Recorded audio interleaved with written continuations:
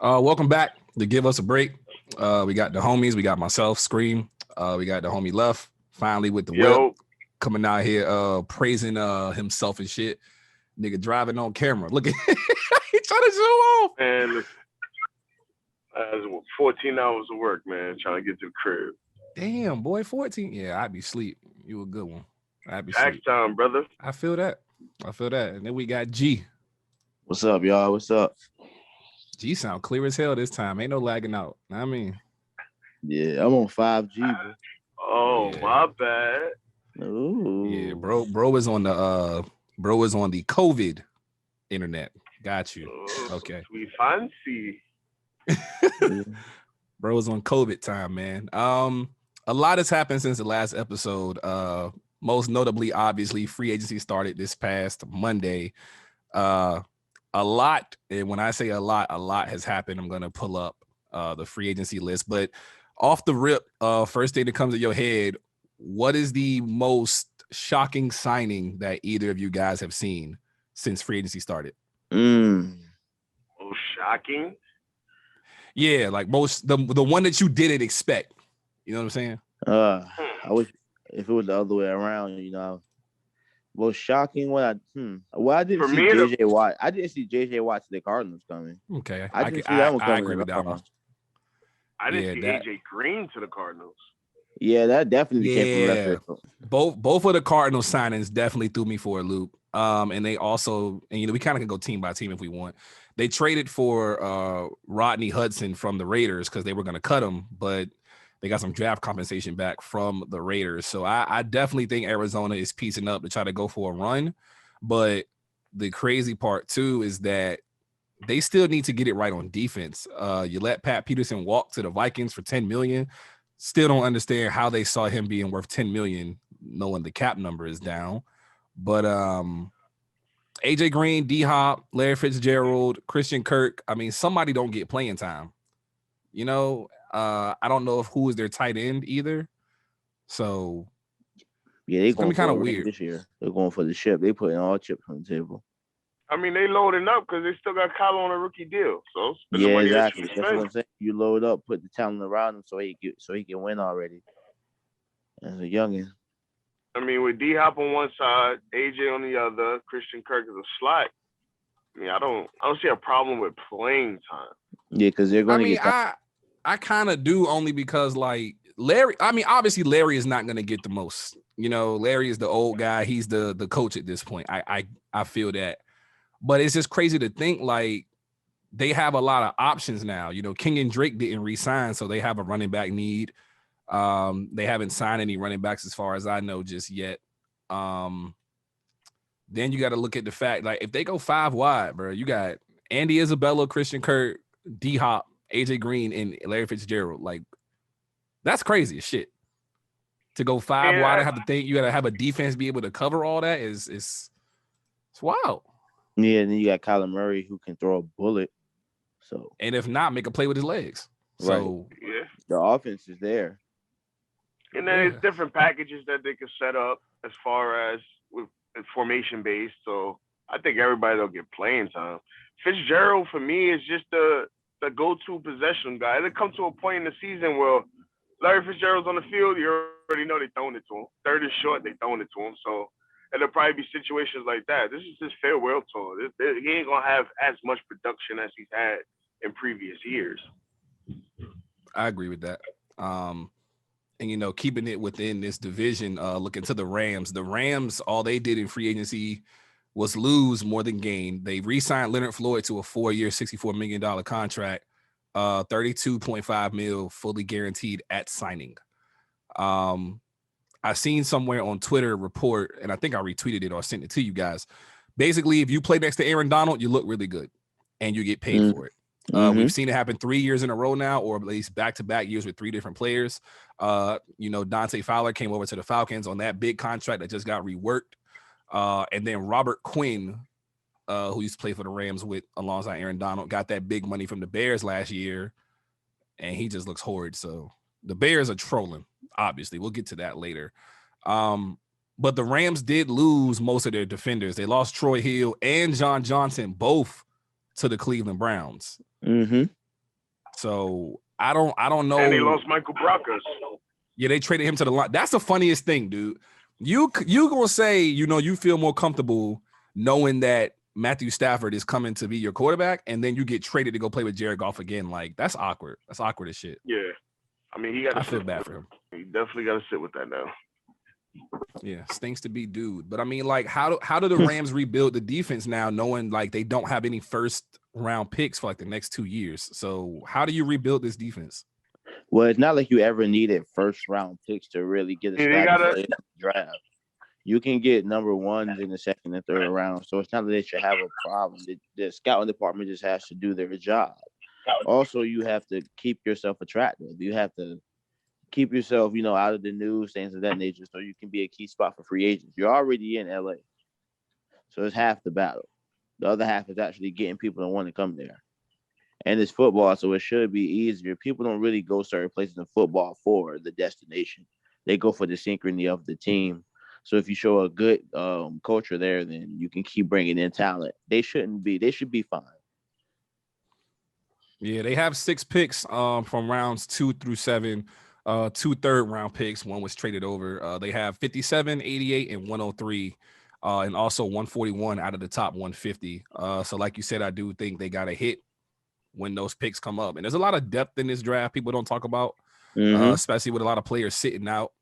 So I think it just depends on what Les Snead can do and what Sean McVay can bring to the table, because I don't know what's going to happen with that defense. I mean, it's good to have 2 building blocks, but then you lost a linebacker and you also lost defenders. So it's kind of hard. Speaking on the linebacker they actually lost, he went to a rival in the division. He went to the Niners. The Niners signed Samson Ebukam from the Rams on a 2-year, $12 million deal. But they also kept Emmanuel Mosley, Jason Verrett. They stole Alex McAway from the Falcons. And most notably, they signed Trent Williams to 6 years, $138 million. That's insane. Trent Williams is like 32, 33. That's what I'm saying. Like, that's insane. Does Trent Williams have 6 more years in him? I don't even think so. Like that. That's best man in the game right now. Yeah. But does he have 6 more years? He's worth. I mean, but at 32 years old, that voidable years thing, that's the key to a lot of these contracts. Yeah, a lot of these contracts look big, but those voidable years is like, okay, after 2-3 years, I can cut you, and it don't hurt me none. So they doing that to maneuver around the cap so that they can be able to sign other people, add more depth. But ultimately, a lot of these guys are really getting 1-2 year deals. They're not getting massive deals. The only one that's really gotten a massive deal was Dak. Yeah. Of course, it's the quarterback. So, of course, his deal is going to look massive way compared to anybody else's. So, I feel that. I don't know all the parameters, but I'm looking at it now and see what you mean. It says it's broken up in 2 parts. It's 3 years, $60 million. And then it's a 3-year, $77 million option they can exercise by April 1st, 2023. So basically it's a 2-part 3-year deal each way. So after the 3rd year, they can just cease to let the option go. And it's a team option, not a player option. So so if they feel like they want to pick them up, exactly. And it won't cost them nothing against the cap. Exactly. Yeah, so I mean that does sound good. Moving on to the last team in the division, which is the most notable team, truthfully, if you ask me, the Seattle Seahawks. We know about all the rumors with Russell Wilson and Pete Carroll not getting along. And as far as free agency goes, they stole Ahkello Witherspoon away from the Niners. They lost Shaq Griffin to the Jaguars. They got Gabe Jackson from the Raiders. They re-signed Poona Ford. They took Gerald Everett from the Rams, which I really think was crazy to me because Gerald Everett and Tyler Higbee were a good 1-2 combination. I don't know if they were, I won't say great for Jared Goff, of course, but they didn't really put top-tier receivers around Jared Goff anyway. So I don't know why you wouldn't keep Everett, but I mean, he only got 1 year to prove himself with Russell Wilson. That should be a highlight. And then Chris Carson got $14 million for 2 years. So Seattle does, and Seattle always does. They really didn't do anything. They just kept their running back to keep Russell Wilson happy, I guess. So about the offensive line. Yeah, they got Gabe Jackson and they signed some guy named Ethan Poyek. I don't know who that is. Gabe Jackson was okay for the Raiders like 2 years ago, and then he just fell off the face of the earth. So I don't know. I think that Seattle just got lucky with the Legion of Boom on top of Russell Wilson being that good that fast. I don't even think they knew he was going to be that good that fast. Otherwise, would have drafted him higher. But I don't think they were ever looking back. I don't really think they're the best organization when it comes to building a team, like in hindsight. Nah, I agree. And, the thing about it is that's really crazy about this whole Russell Wilson fiasco. Chicago tried to trade 3 firsts and 2 players for Russell Wilson, and the Seahawks denied the trade. And I get why. Because when you look at like the Bears draft position, they're not even in the top 20, I don't believe. Like they're like right there at 2021-ish. So for you to, and let me go make sure I'm actually correct on that pick number. Chicago has picked number 20 itself. It's not even that. It's even more so, okay, you're going to trade me 3 first rounders. I'll trade you Russell Wilson. We basically become the Bears. It was basically, y'all going to be drafting in the late 30s, if anything, with Russell Wilson versus us. If we don't have a quarterback and we're taking your picks, we're going to be back in the same position we was already in. Late picks. Right. We're never going to get an early pick enough for us to get a franchise quarterback. So why would we take that deal unless you were giving us a quarterback that can maintain and manage while we bulk up on defense, i.e. what Russell Wilson was supposed to be, not what he became, but what he was supposed to be was really just a bridge quarterback. Mm-hmm. He wasn't the best coming out of college. That's what I'm He saying. was a bridge quarterback until they found their franchise. And that's why I said that I think they just lucked up because Russell Wilson was so good so fast. On top of the Legion of Boom coming along when it did, it was just convenient for them to be in a position to win. And that's not to take anything away from Pete Carroll because he's a hell of a coach. What I'm saying, as an organization, they aren't that good. Yeah, and it's enlightening to think about Russell Wilson compared to Dak, and I'm only comparing them based off their draft position. Russell was a 3rd round pick in 2012 with the draft of Andrew Luck and Robert Griffin III being 1 and 2. And then, Dak came in the 4th round of 2016 when it was Jared Goff and Carson Wentz going 1 and 2. So the similarities there for them both to be late round quarterbacks and get their money and shine is kind of crazy. The only thing Dak hasn't done is lead Dallas to a championship game or a Super Bowl. And Russell's done both those things twice at least. So, I mean, I think that Russell deserves better for sure, especially when you look at Seattle's past couple of drafts. They drafted Jordan Brooks a couple years ago in the 1st round. I think it was last year actually. But then you look back a couple drafts when they drafted Rashad Penny in the 1st round. Like, why did you draft a running back in the 1st round? You didn't need a running back. Yeah, that was terrible. So you waste, I don't want to say you waste talent that way, but you kind of do. You're taking a year away from somebody who needed something better, and you're not helping the team win now, especially when you're drafting late as a playoff team. There's still good depth at the end of the draft. Like, everybody knows that. Lamar Jackson was pick fucking 32, and look what he's becoming. You know what I'm saying? He has the run game right, but now it's time for him to elevate the throwing of his game and get some wide receivers to Baltimore. But for some reason, people don't want to go play in Baltimore. I don't know why. I don't know what the issue is, but that's because nobody want to go over there and block all goddamn day because they want to run the ball 90% of the time. I'm not going over there to do that. I mean, you know what's even worse? Speaking on blocking, Orlando Brown actually wants out of Baltimore still. They haven't found a trade partner for him yet. I definitely think he's a 1st round talent. I don't want to block no more. Yeah, he's a left tackle at heart, but had to play right tackle because they had Ronnie Stanley. But then Ronnie Stanley got hurt in the season and towards Achilles, and they had to move Brown back to left tackle. And he let them know straight up, like, yo, if I ain't playing left tackle here, get me out of here. Like, that's it. And I don't blame him, yo. Get your money and get your bread. Left tackle, the prime position anyway, bro. Get your bread. Mm-hmm. Can't blame him, come man. To us. We'll take him. Yeah, they're trying to find a trade partner for him. 30 million left. Nothing yet. So, I mean, I would think if the Colts give up the 2nd round pick and a 1st next year, maybe Because like he's a first round talent that went in the third round because of character concerns at Oklahoma. But if he was able to block for Lamar, I would give them our first. Yeah, honestly, like he's worth it. Our first one. Because y'all did lose Costanzo, so y'all do need to protect Carson Wentz now at this point. So I'm with you on that. I'll agree. Using that first round pick to get a tackle. Yeah, because you've been GM left on the last couple of episodes, so I'm gonna give you that. Yeah, you've been on one. Magic. You've been on one, man. I'm gonna get to that in a second. Moving on to the NFC South division wise. Obviously, the Super Bowl champion Tampa Bay Buccaneers lie in this division. They have kept the majority of their players, most notably Chris Godwin got the franchise tag. Gronk is coming back on a 1-year, $8 million deal. Shaq Barrett went for the house and got 4 years, $68 million with $36 million guaranteed. Levante David got 2 years, $25 million, and Ryan Suckup came back on a 3-year deal. So I think the Bucs are trying to run it back. Nobody's retired yet, but they haven't brought back Ndamukong Suh or AB just yet. If I had to think which one would come back, I would say Suh, and they can just draft a receiver to replace AB. So you gonna change your stance on Leonard Fournette? I mean, I don't hate Fournette. I definitely think him being in a committee running back system is good, and that's what made him shine because they didn't prepare for Fournette. They prepared for Rojo. You know what I'm saying? And it wasn't Rojo that showed off. It was Fournette.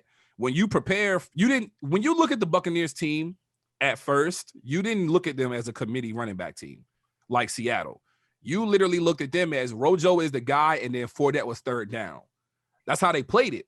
Uh-huh. And in the Super Bowl, Bruce Arians flipped the switch and said, nah, you're the guy, Fournette, and Rojo's a third down back. And I don't think the Chiefs, either which way, one of them would have took off. But I'm not going to let one game be the dictator. Like, that's like saying Mike Jones of the Rams in 2000, when they played the 1 yard short, he became the best linebacker in the NFL. I'm not going to do that. Leonard Fournette deserves his bread wherever he go, whether it's a 1-year deal or not. And seeing what these running backs are getting bread-wise in free agency, he deserved more than them. He deserved more than Chris Carson. He definitely deserved more than Philip Lindsay. I mean, it just depends on the fit. You know, there's rumors of him going to Atlanta for the instead of coming back to the Bucs. Though, he had almost 400 yards and 6 touchdowns in the playoffs. I mean, we've seen Le'Veon Bell do the same thing with great blocking, though. I mean, when you look at where he came from with the Jaguars, he didn't have that great of blocking. He had Andrew Norwell was like his best offensive lineman. So if you run behind Norwell through that A gap, you look good no matter what. The same is going to look for the Bucs offensive line. I think we're not giving the Bucs offensive line enough credit when it comes to the resurgence of Leonard Fournette, because the same way we giving him praise, and you know his praise is well respected and well earned. Where if he goes somewhere like Le'Veon did and doesn't have an O-line, and then he just looks terrible again, all you hear is, oh, Fournette had a 1-year wonder. I mean, anybody's going to look good behind a great offensive line. There's a reason people think Big Ben is still a great quarterback. We talked about this on this pod. It's a reason James Conner is not Le'Veon, but we've said Big Ben is over with because he's just behind a good O-line. You know, so I was just because you called him a bust, so I was just saying if you change your stance on being a bust. I think I asked, was he a bust? I don't remember if I probably did say he was, honestly, but you know, if I would say that he's not a bad player, he got into a good situation that's going to help him out, and if he re-signs there, I'm all for that for his career. Like, it will make him a better player, you know. But if he goes somewhere and tries to be the guy and there's no establishment of a running game, then of course he's not going to look that great. That's like if he goes to the Texans, you know, that doesn't make sense. The Texans have 3 running backs now. They have Philip Lindsay, who they just signed. They signed Mark Ingram, and they kept David Johnson. What are you doing right there? The Texans are a fucking muck up anyway. We'll get to that later. But I mean, how would y'all look at the Bucs moves for trying to run it back? They made all the perfect moves to try to run it back, in my opinion. Yeah, and they still got their draft picks. I feel like Tampa Bay always drafted well. They just could never find the quarterback to put them where they needed to be. When you look back at it, all their picks and all their decisions, they always pick well. Yeah, but they just never could have. They never had the quarterback to get them there. That's what I've noticed. Again, I don't think Jameis was a bad quarterback. I just think he didn't fit Bruce Arians' type of system. I don't ever think that he was a bad quarterback. I just think that no risk and no biscuit shit was kind of like, yeah, he got the arm to throw it all But night. he don't have the 60 IQ to plus make the yards. right He play. can do it, but it was just right. So it wasn't, and Bruce Arians wasn't the type of person to sit down and go through that with him. It was kind of a, listen, this is what you are and this is what you got to do type of thing. So that's why it worked with Tom. With Tom having his own system, having to say, okay, listen, this is what you got to do. You don't got to get first. Tom's going to do what Tom does. I got to worry about other things. So if in fact Jameis does become the starter, because it's kind of interesting how that's going down. But if Jameis does become the starter, being behind Drew Brees and Sean Payton, I think you'll see a completely different Jameis. Now, granted, he's still a turnover machine, but I don't think it would be the 30 for 30 like we got before. I think the thing we don't think about, and this is just something that came to mind when you mentioned Bruce Arians, before Jameis Winston, Bruce Arians always had an established quarterback when you think about it. When he played in Pittsburgh, he had Ben. When he coached in Pittsburgh, he had Ben. When he got to Arizona, I don't think he was the Josh Rosen guy. I forgot who they had right before then. He had Carson Palmer, I believe. So he had a guy who knew what he was doing. You know what I'm saying? You've had quarterbacks that know what they're doing. You had Andrew Luck. You always had a quarterback that you knew you could hand your system and they could do it. Jameis was the only one that couldn't do that. So I think, like you mentioned, I think that is what it is. Like, you got to get a quarterback that can understand how Bruce Arians want things done. And Jameis just was never going to be that guy. So for the Bucs, it worked out because they got him a ring in 2 years. So, you know, it worked out. It worked out for sure. Bringing up the Jameis Winston thing, the Saints are next on this list in the NFC South. They re-signed Jameis Winston to a $5.5 million deal, which is only $1 million in base salary, $4.5 million signing bonus, and they can get to $12.5 million off of incentives. I don't know what the incentives are. They re-signed Ty Montgomery. PJ Williams came back, and Marcus Williams got the franchise tag. So the Saints really didn't make too many moves. I guess we can talk about the extension for Taysom Hill too, which is a very weird contract in all its rights unless you read the details. He got extended for 4 years, $140 million. Literally a 1 year deal. But it's 4 1-year deals. And basically after every single year, they can void the contract. It's not listed on the free agency report because it was an extension, so he wasn't really a free agent. I don't know how I feel about that one. Yeah, that one is. I didn't know you could do that. Yeah, so the NFL is very tricky with contracts. Obviously, the reason we complain about Madden is because you can't do shit like this. You can basically do like the Trent Williams deal where you can void contracts after certain times. It's kind of like their version of like the amnesty clause in the NBA. Where the options come earlier. You can have options on the deal. So when you play 2K, you know you can give an option after X amount of years, and then the rest of the shit is guaranteed, whether it's team or player. So the NFL has that same concept and language. It's just that in Madden, you can't do it. It's all on the owner, coach, whatever you do when you play franchise mode.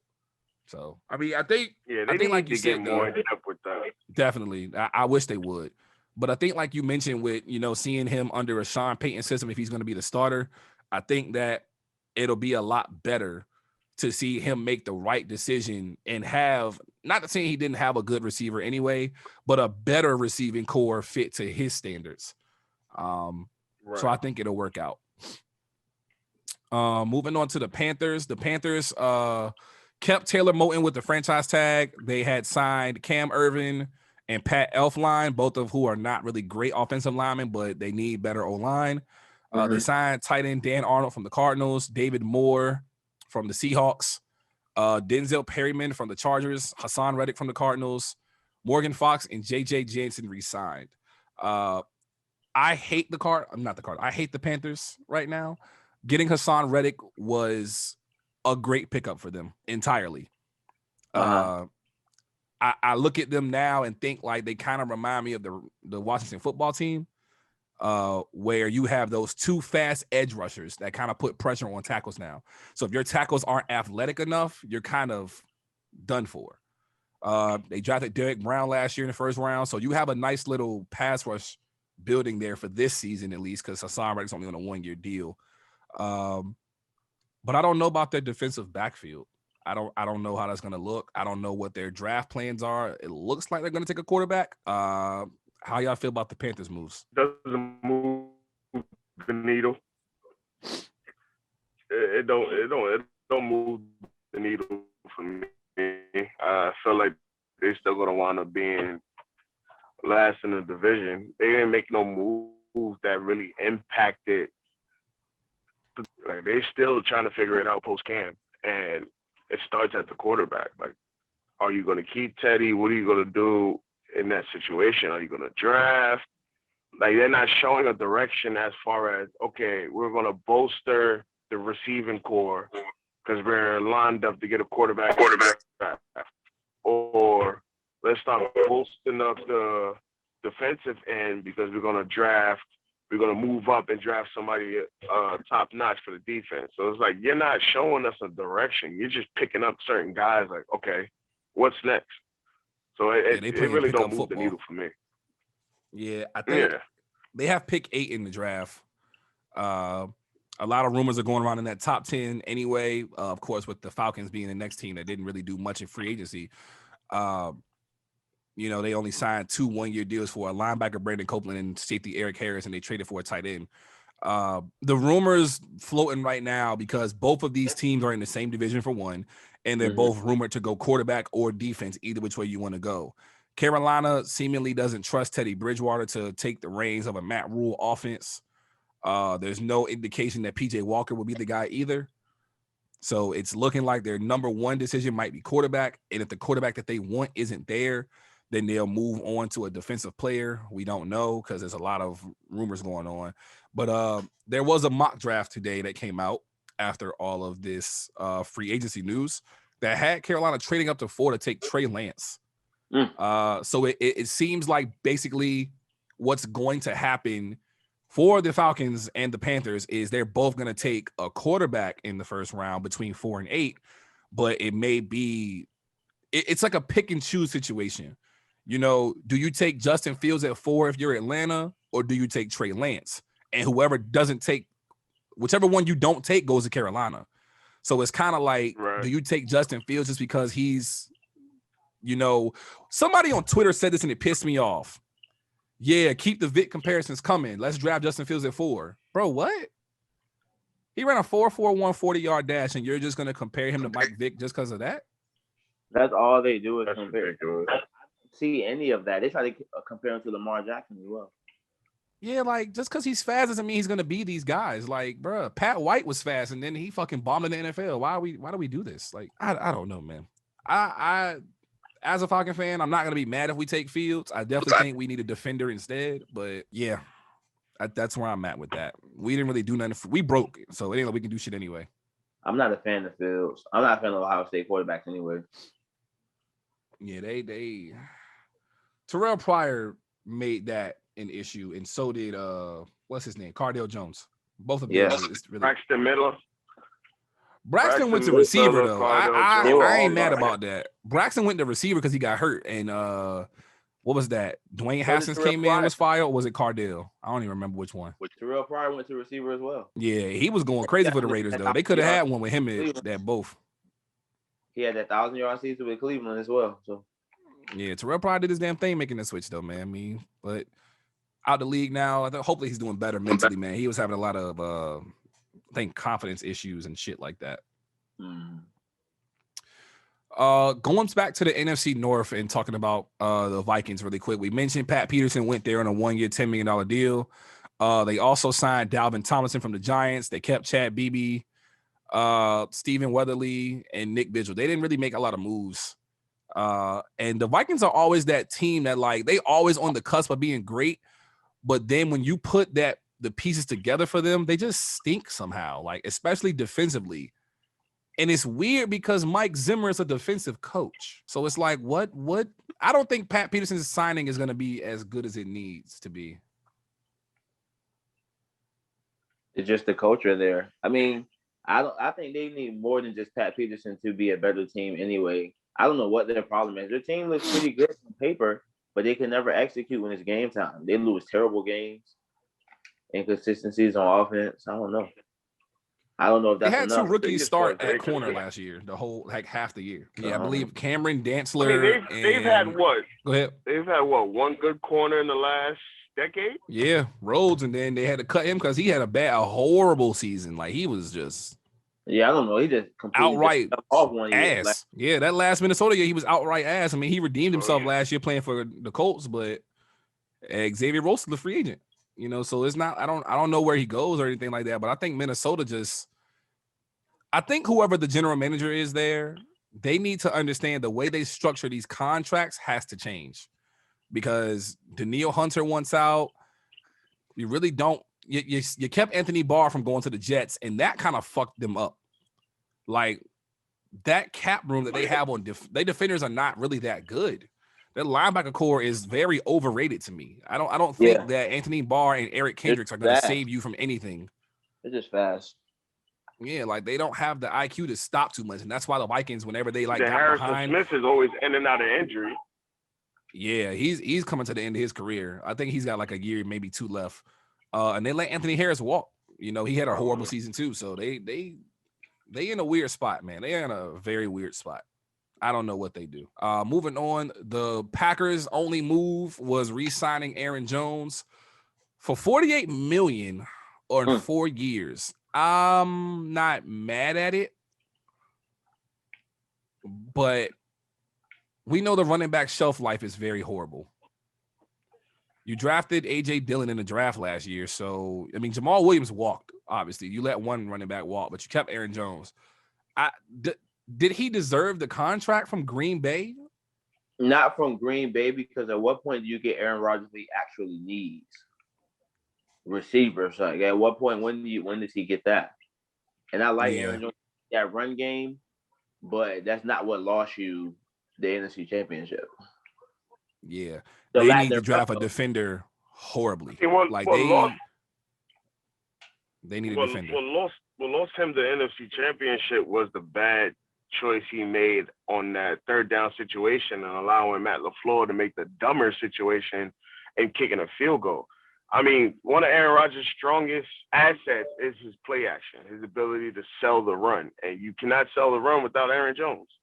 So I feel like, yeah, he deserves the money. I still think they can still make moves as far as like them going after Odell. Because Odell, I'm quite sure, is not going to be in Cleveland anymore. So I think that's could be a top priority for them as far as trading picks and getting. And I mean, you drafted your future quarterback. However you may slice it, you got him in the first round, so you got to keep him. So for you to draft another quarterback when Aaron Rodgers finally decides to hang it up would be the dumbest thing you've ever done. So you can use those picks and trade and get Odell. So now you got potentially 2 number 1 receivers. You shouldn't hear anything from Aaron Rodgers the whole season after that. Yeah, right. They have pick 29 in the draft. They haven't made any other moves. And you still got to address they have to address cornerback. Like, I don't know if a good corner falls down to 29 in the draft, or even if a good receiver is there. Because, like, if Rashad Bateman is there, like, I take him. I get Devontae help. I can find a corner later in the draft. But, like, there's got to be a budget corner out there somehow, some way they can replace Kevin King. Because he got, like, that Kevin King shit was the worst by far. Yeah, literally 2 touchdowns alone, just on his top, just over with. Like, I don't know, man. That shit was horrid. Wasn't just a bad game, bro. He does that all season long. This is a natural disaster all the time. Green Bay fans will tell you that. Moving on to the Lions, we obviously know the whole Jared Goff swap with Matt Stafford happened. Jamal Williams went from the Packers to the Lions. Brashad Perriman, who was a bust in his own right, went there. Tyrell Williams, after 2 bad years in Las Vegas, is here. Romeo Okwara re-signed for $39 million on 3 years, and then Michael Brockers got traded here. But does anybody really think the Lions are going to do anything? No. Nope. I mean, they have the 7th pick in the draft. They have a lot of ways to go now, and they don't have to go quarterback anymore. Jeff Okuda got hurt last season, so you really didn't get to see him shine as the 3rd overall pick last year. So if I'm the Lions and Micah Parsons is on the board, I go Parsons. But if Parsons is not on the board, I probably reach and I take Caleb Farley or Patrick Surtain. There's nothing like having 2 lockdown corners potentially in a division where you have Aaron Rodgers and Kirk Cousins, because the Vikings offense is crazy. The Green Bay offense is crazy. Chicago ain't going to figure it out with Andy Dalton, but the Lions need defense. That's what I think. Yeah, I've been saying that for years. Like, it was never Matt Stafford's fault. Like, it was always either injuries or lack of defense. Matt Stafford never really got that chance to show you who he is. Not at all, man. And it's sad, but hopefully he gets that chance in LA where the sun shines. So now it's a lot of pressure on him now. Definitely is. Being 32 years old and with 2 years left. Hell yeah. Yep. Moving on to the Chicago Bears. Andy Dalton got $10 million. Allen Robinson got franchise tagged. Mario Edwards re-signed. Jermaine Ifedi re-signed. Desmond Trufant was cut by the Lions, going to the Bears. Cairo Santos re-signed. That's really all the names that they really did anything with. So I don't think the Bears need to do any free agency work. And they cut Kyle Fuller for cap reasons. I still am kind of reeling over that one. Yeah. Because number one, you shouldn't have gave Robert Quinn all that money.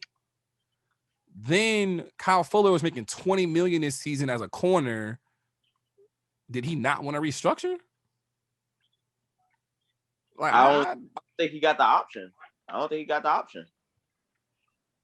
Yeah, Ryan Pace is on par. Yeah, I don't know what the case was. You gave Robert Quinn 50-some million, but had to cut Kyle Fuller. Yeah, that's ass backwards to me. Now that doesn't make sense. And Kyle Fuller is pretty good.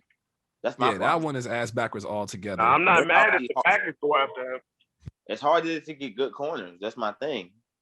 I'm confused. I mean, Adrian Amos left the Bears and went to the Packers, so you got a point there left. I definitely do think Adrian Amos might be in Kyle Fuller's ear. I would be if I was him. Shit.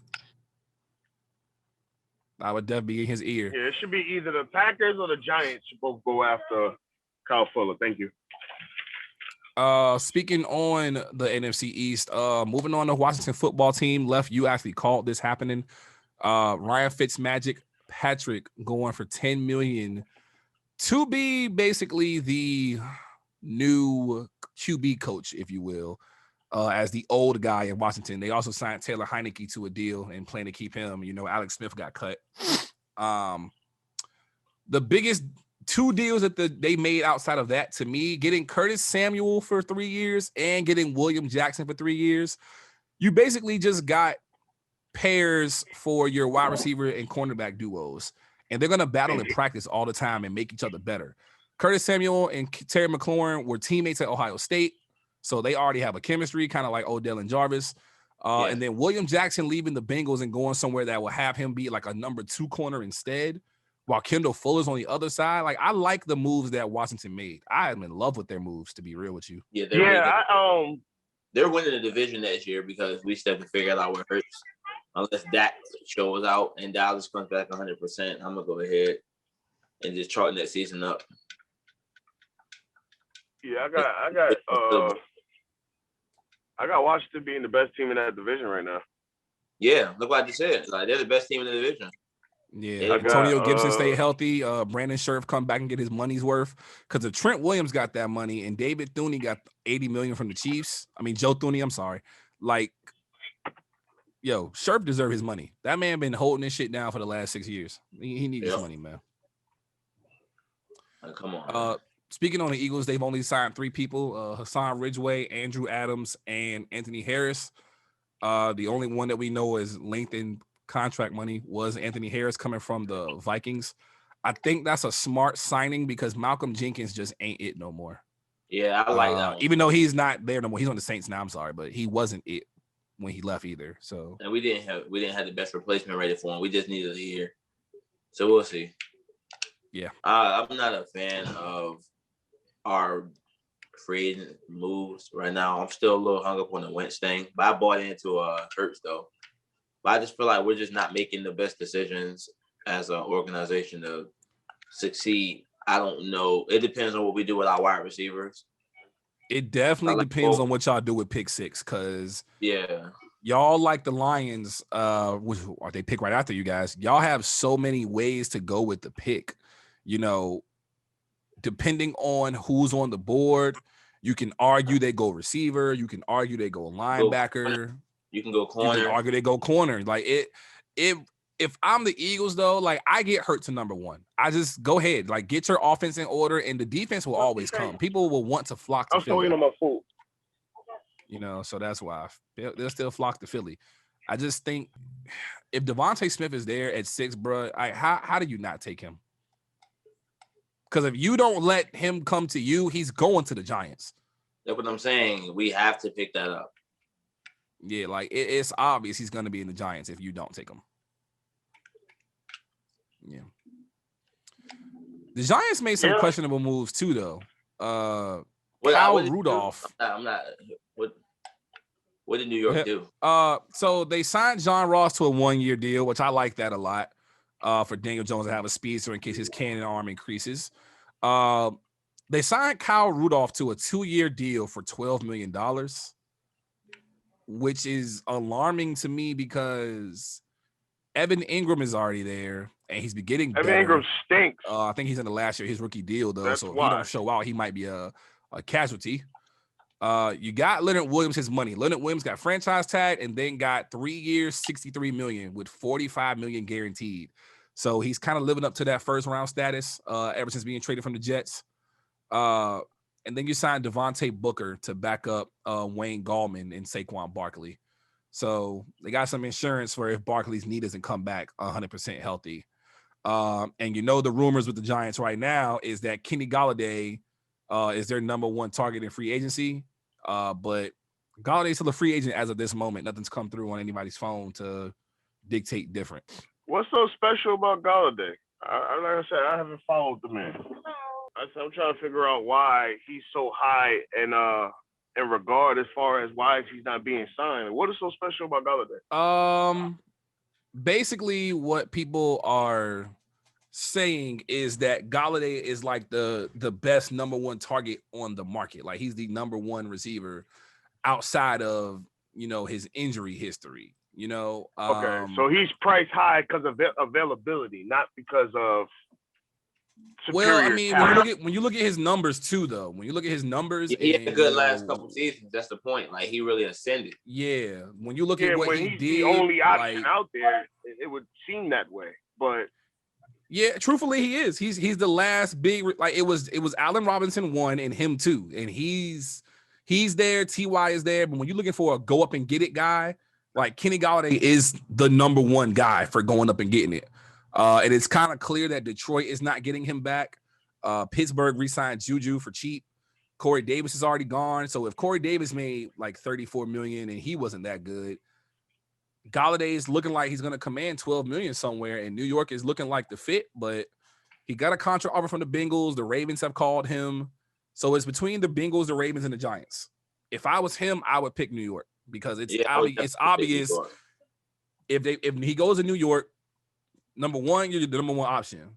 You have a good number 2 in Sterling Shepard, a good other number 2 in Darius Slayton because Golden Tate got cut. Then you have Saquon coming back. You have a complete offense at that point. You can waste your draft pick on something other than receiver. So I'm all in favor of that, but you know, it remains to be seen. We don't know what's going to happen. We don't know. Yeah, I was just trying to find out what was so hyped up about Golladay because I haven't watched the Lions game play. And in ages, I haven't watched the Lions game. I really don't care unless they play the Colts.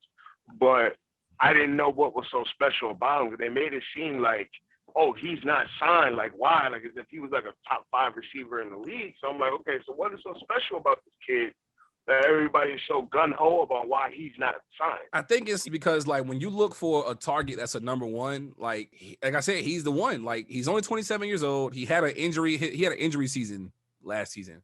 But Detroit had a very good diamond in the rough because he was winning one-on-one matchups. He literally would just go up and get it. He was like, I ain't gonna say he was the second Megatron, but he basically was what Megatron was for them. He was the one-on-one guy to go get the ball and make a play. And that was what highlighted him so well. Him and Stafford worked really well together.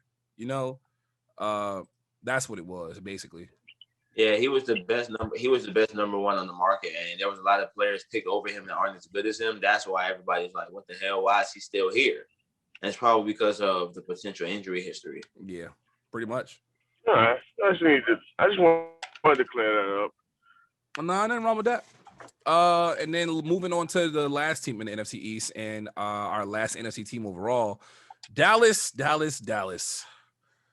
As we all know, Dak Prescott got his money, which was, to me, the way the contract is laid out is well deserved. $126 million. I mean, I think the Cowboys realized, even though they were a game away from winning their division, they would have ran away with the division if Dak played the whole season.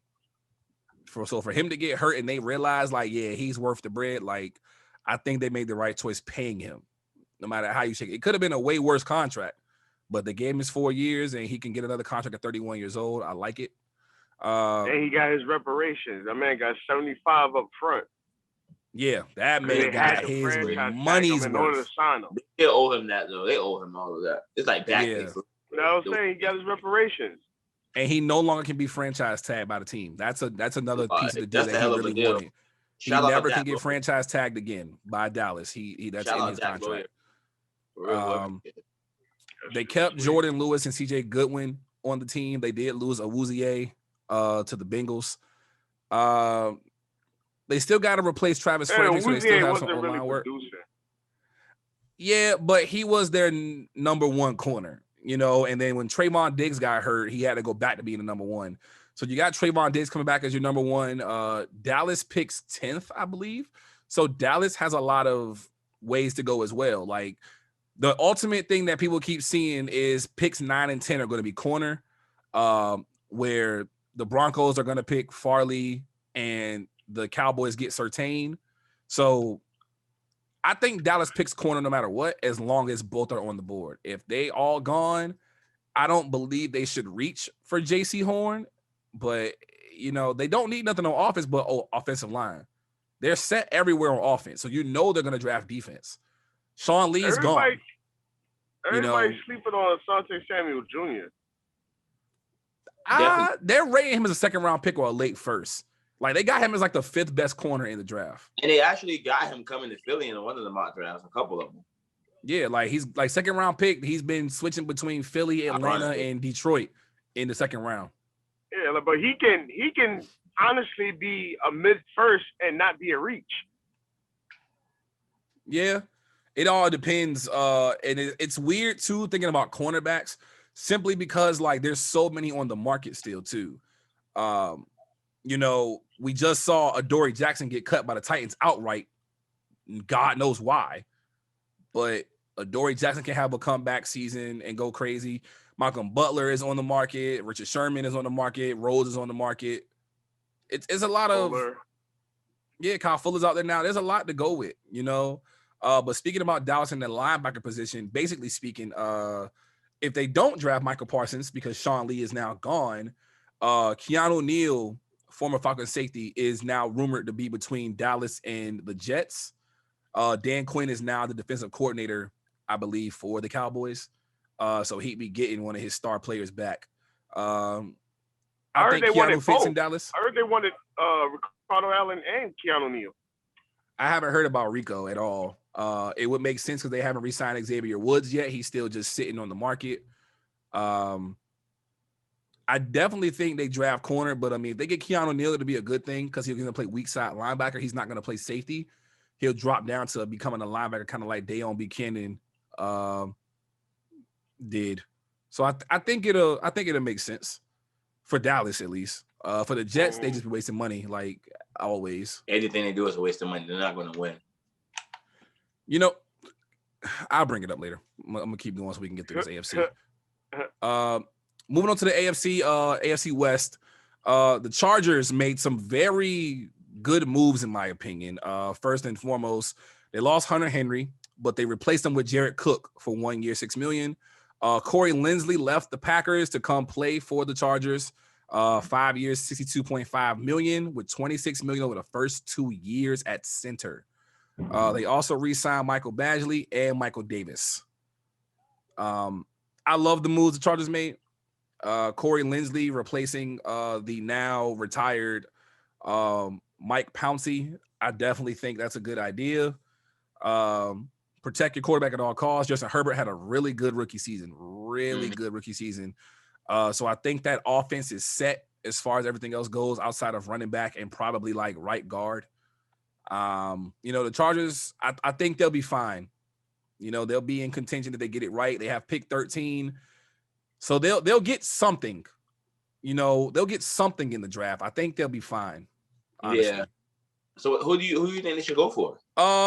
If Rashawn Slater falls, offensive lineman, if he falls, go there. He's from Northwestern. If you can't get him, you could always go for defensive line because they lost Melvin Ingram. So like they'll be okay. They cut Didn't Casey they pick up Hayward, but they D'Amico still got Turay? Chris Harris. Say again? Didn't D'Amico go there or he went to Tennessee? D'Amico went to Tennessee. Autry's in Tennessee. But that's why I think they can go a lot of ways here, like being at pick number 13. Like you can't go wrong if an offensive lineman falls to you. Similar to how Travis Frederick fell to the Cowboys a couple years ago before he retired and all that. So they got a lot of options right now. That's what I think the Chargers got. We know the offense is going to do its thing. The defense got to get it together because Derwin James got hurt. There's always a defender somehow, some way on the Chargers that get hurt. But they did draft Kenneth Murray last year. They got Derwin James coming back. Chris Harris is there. Mike Davis is there. I think they'll be fine. Will it be great? No, but it'll set some building blocks for the years to come. Because obviously we know who runs that division right now. Mm-hmm. No questions. Moving on to the Raiders. Solomon Thomas came over from the Niners. He was a bust at this point. There's no arguing it. Jonathan Hankins re-signed. Yannick Ngakoue went over there as well from the Ravens. And Yannick Ngakoue is one of those players where you need him to be the last piece you sign for your defensive line. Yeah, he can't be like the centerpiece. He has to be like the addition. He bet on himself as a centerpiece trying to get out of Jacksonville, and it did not work at all. At all. The Vikings, the Ravens wanted him. The Jaguars said, nah, bro, y'all can't have him. Send him to the Vikings. He didn't do shit there. And then, he got traded to the Ravens anyway and then didn't do nothing there either. So I think going to deal with John Gruden in that young up-and-coming line would be nice. I think that'll be a good move for him. They also re-signed Richie Incognito, who just seems to not age at all, even though he's like 40 years old in the offensive line. Right, like in the hell. Zay Jones, who you remember had the episode in Buffalo, is re-signing. John Brown is coming over from Buffalo. And they signed Kenyon Drake to 2 years, $11 million. So I think that was a good signing because they're going to go by committee. Josh Jacobs can't be the bell cow. It's just not going to work. It's not. He's a bruiser, but he's like LeGarrette Blount, and Kenyon Drake's going to be James White, if that makes sense. Yeah, that makes sense. I know what you mean. Moving on to the Chiefs, who cut both their tackles after this season for money, then go on to sign Joe Thuney to 5 years for $80 million. $80 million. That's still crazy as hell, but he was the best guard on the market. The Patriots don't pay players at all. You know how that works every time. Yeah, they don't. The Patriots are like a weird conniption. Like they don't pay a player. They'll leave and go do bad somewhere else, and then they come back to the Patriots. It's so crazy. I would never play there. It is so wild. It's weird, man. Cal Long also came out of retirement to play for the Chiefs. He did sign there for $1.5 million. That could be worth $5 million with incentives. So they are trying to rebuild that line, and they have pick 31. So we'll see what happens there. I think our offensive lineman at 31 is going to happen for them. Obviously, no questions about it. Then looking at Denver kept Von Miller. They cut Kareem Jackson. They signed Justin Simmons to 4 years, $61 million after giving him the franchise tag. They gave Ronald Darby 3 years, $30 million. Yeah, they can have that. He didn't play that good in Washington this year. What? He didn't play that good in Washington, so I don't understand that one. That was dumb as hell. Yeah, I don't know about that one. That was a weird one. But hey, young man, get your money. Do what you got to do. That's like signing Bradley Fletcher. Oh, Jesus Christ. No questions on that one. You mean Bradley Fletcher? You said Bradley Fletcher? Yeah. Yeah. That's just funny as shit. That's horrible. Moving on to the AFC South with the Titans. First and foremost, Isaiah Wilson was a first-round draft pick last year of the Titans, who was traded to the Dolphins, and the Dolphins just cut him today. I don't get why, as a young man, you put your name in the draft and then realize you don't want to play football. Why are you wasting your time and everybody else's around you? You know, you show up doing all the COVID stuff wrong. You played like 10 snaps. You show that you didn't want to play football for one team and then go to another and do the exact same thing. Like, I don't get it. I don't get it. I feel like teams should be compensated for that. They traded him in a 7th for a 7th. So they swapped 7th round picks, low risk, high reward, hopefully. And the Dolphins outright cut him today. Like, he's on a free agent now. And it's sad. But hey, man's only 22 years old. He did not show up for his physical. He was late. He showed up late for the onboarding process, and he didn't show up for voluntary workouts he committed to Thursday and Friday. Maybe this off the Dolphins hazards, a bunch of red flags. Yeah, and the Dolphins said, "Nah, fuck that shit. You don't want to play, obviously, so you're gone." Like, they traded for him like 2 weeks ago. Man, he done now. He can get back on his feet. You know, hopefully he do well, but it's clear that he don't want to play football. Way I see it. Back to the Titans though. Danico Autry's coming over from the Colts for $21.5 million for 3 years. Jayon Brown staying for a year. Bud Dupree got 5 years, $85 million after tearing his ACL. I'm not a fan of that. Bud was a late bloomer. He was, and tearing the ACL though, man. As a pass rusher at that. And you and TJ Watt formed one of the craziest duos in the league, and you left that for $85 million you might not even see. Because the Titans have no pass rush. $35 million guaranteed. Oh. So I mean, you got $35 million, but that other $50 million you might not even see it because the Titans pass rush is garbage. Yeah. The Titans, like Jadeveon Clowney was a bad signing now, looking at it a year later. He was not worth it. Harold Landry has not come into form at all. They signed Big Beasley last year, and Big Beasley literally don't want to play football at all either. So it's just like they didn't. Oh, they also signed Janoris Jenkins to a multi-year deal. Why? I don't know. But yeah. They signed Jeff Swaim, Kendall Lamb, and Ty Sombralo also. So I guess they made moves. I mean, good luck to them. I feel like you got to be harsh as hell right now because of the team, and this is your division left. The Jaguars, the money makers, made some money fucking moves. Most notably, Carlos Hyde is going there on a 2-year deal. Jamal Agnew, Philip Dorsett, and Marvin Jones are coming to fill their receiver room, which is weird to me for 2 reasons. They only lost one receiver, and that was Keelan Cole. You also have D.D. Westbrook still and DJ Chark. And you're signing Marvin Jones and Philip Dorsett and Jamal. Jamal Agnew is coming to be the special teams guy. But, you know, Marvin Jones can teach DJ Chark how to get open. I like that signing a lot. I think Dorsett brings some speed that wasn't necessarily necessary, but, I mean, he got paid, I guess. Fuck it, right? Fuck it. I mean, he's going to probably be a special teams guy as well. Yeah, he's just fast. Like, he ain't bringing nothing to them, truthfully. You're going to be a kick returner. Yes. I mean, unless Agnew does it all, because that's what Agnew's role is. It was his role was for the Lions last year. They franchise tag Cam Robinson. They gave Jihad Ward, Tyson Alu, and Duwan Smoot money to be on the defensive line still. They traded for Malcolm Brown from the Saints. Roy Robertson Harris got 3 years, $24 million. Sidney Jones and Shaq Griffin signed with them. Shaq Griffin got $45 million with $30 million guaranteed. And then Rayshawn Jenkins came over for $35 million with $16 million guaranteed. So they trying to rebuild, and it's obvious that, you know, Trevor Lawrence is going to be the pick. So Minshew Mania is on the block, as they say. Nothing for the Jaguars left? You ain't got no smoke for them? I thought he was about to come with all the smoke.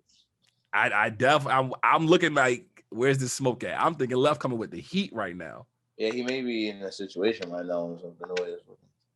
Yeah, probably so. So we'll keep going. The Colts only did two things. Oh, my bad. I was on mute. My fault. Yeah, we was just like this guy. But I don't have. Listen, it's to be seen. It looks good. I got to see him on the field. So it's like, okay. I like Griffin. Griffin's a huge deal for them. But it's a rookie quarterback. I got to see what happens. They don't pose no threat to me right now. Maybe in a year or two's time, you know. They don't pose no threat to me. They gotta get some offensive line to help block for that man. Because outside of that, I mean, James Robinson did really good. Proud of that guy. That was nice of him. But I'm with you on that. Speaking about your team, y'all only did two things. I'm surprised you're not. The Colts only did two things. Carson Wentz and then Marlon Mack came back. So y'all three-headed running back committee is still there. Yep. How you feel about that one? I didn't understand the Mack re-signing. I didn't understand it, but I guess I get it. One of them will want to move before the end of the season. I don't see us having a three-back system. Unless you really trying to take the ball out of Carson Wentz's hands. Can't be that bad. I think they are going to try to employ probably more dual-back systems. And the reason I think that is because Carson Wentz did do very well when he had Corey Clement. And who was the other back? Was it Jordan Howard? LeGarrette Blount. He did well that Super Bowl season in dual back systems, truthfully. So I think that'll be fine for him, honestly, to open the offense up. But speaking about opening things up, the worst can of worms in the AFC right now is obviously the Texans. And we got to talk about it. They got two quarterbacks. Ryan Finley traded over from the Bengals, and then Tyrod Taylor's there now.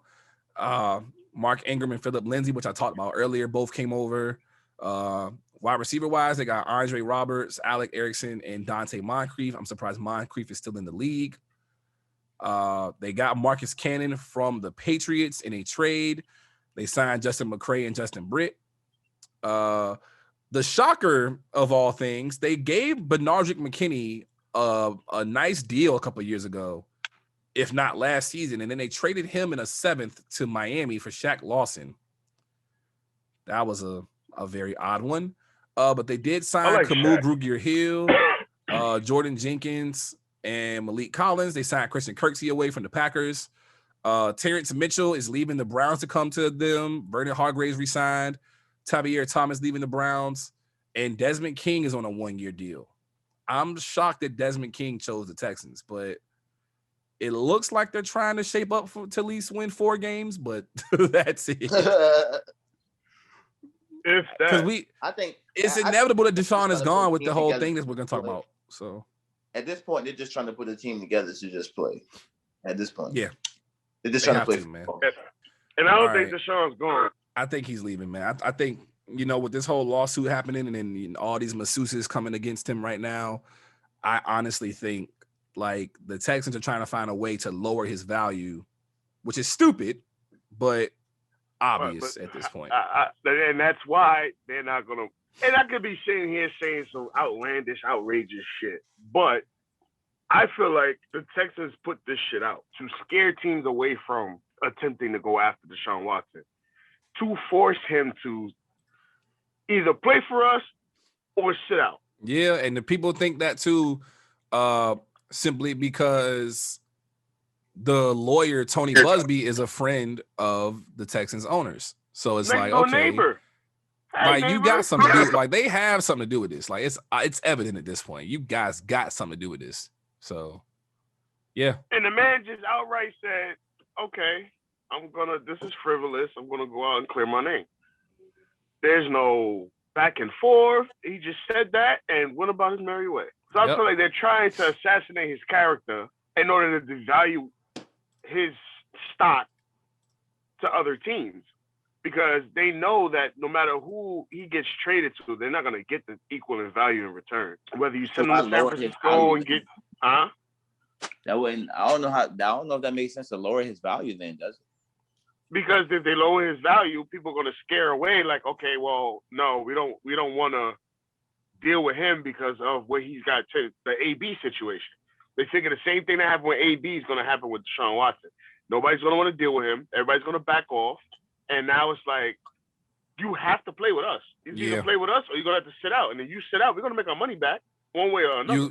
You lower his value so teams stop calling and stop offering you packages because you're tired of hearing the packages. You're tired of picking the phone up. You're tired of seeing the emails. You're tired of hearing about it. And now you don't want to trade him. You're basically telling Deshaun, like, you know what? We tried to do this the easy way and let you stop, but now we're going to do it the hard way and force you to feel like you have to be here. So that we obviously don't know what the truth is. It's all speculation. Let's clarify that. But it just seems like, why weeks before the draft, like a month out, why is this all of a sudden coming out? Why all of a sudden are all these masseuses randomly coming out? You know what I'm saying? And he said that, he had to seek out masseuses online when his usual therapist couldn't come to him because of COVID. So you went to all these extra masseuses only because COVID happened and your masseuse couldn't come to you. So, it's all weird all the way through, dude. I never believed these. Deshaun Watson has the benefit of he already is known for having good character. So he's already known for being a fighter and all of that. So that he has that on his side. I really don't think he did anything out there just trying to get money.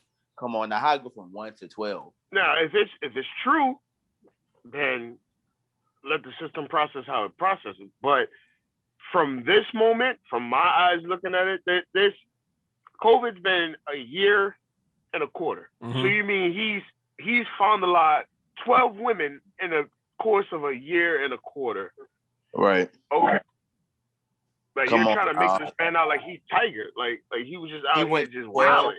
Who goes to 12 different massage therapists? Once you find a good one, you keep her. Like, exactly, especially in a COVID situation. Just like finding a barber. Well, no, the issue was that due to the COVID protocols the NFL has, they have to clear protocol. So if they had contract tracing recently, he can't go to that specific one.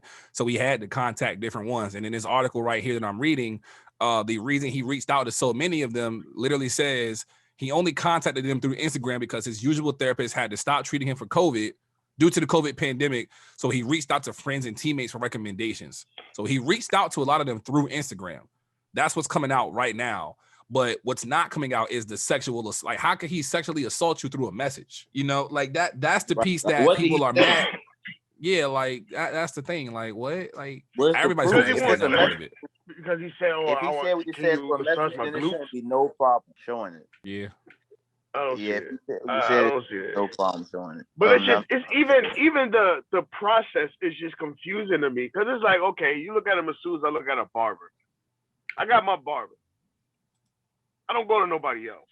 But if I can't go to my barber, then I gotta find an emergency person to go to. But I'm always gonna come back to my barber. I'm not gonna go to this barber, then go to another barber, then try another barber.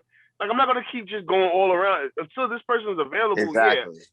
This one person here, I could fuck with you. All right, I'm gonna fuck with you until I can get my barber back. I'm not jumping from barber to barber. So it's just, the story just don't make sense to me. Right. Especially a man of that type of money and financial stature. There's no way in hell I'm just gonna be toe dancing with everybody. No, I'm not doing that. I don't know, man. It's odd as fuck, but hopefully that whole situation, resolves itself, and the truth comes to the light instead of people being money hungry and seeking stuff. Because every time this happens to an athlete and then the shit is proven wrong, like, y'all wasted people's time for what? People who put this stuff on them.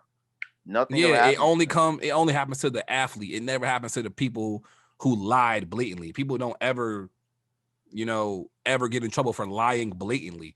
Like, you blatantly lied and you get no penalty. But I get penalized. I lose endorsements. I lose contracts because you're claiming I did something. Like, his character is shot, period. Like, there's no coming back from this. Even if no matter what he wasn't lying. Yeah. People always gonna raise the eyebrow. The power of But I wonder how they would do it as far as if they were to criminalize false accusations in a situation like this with 12 people. They need to criminalize false accusations in general. Yeah.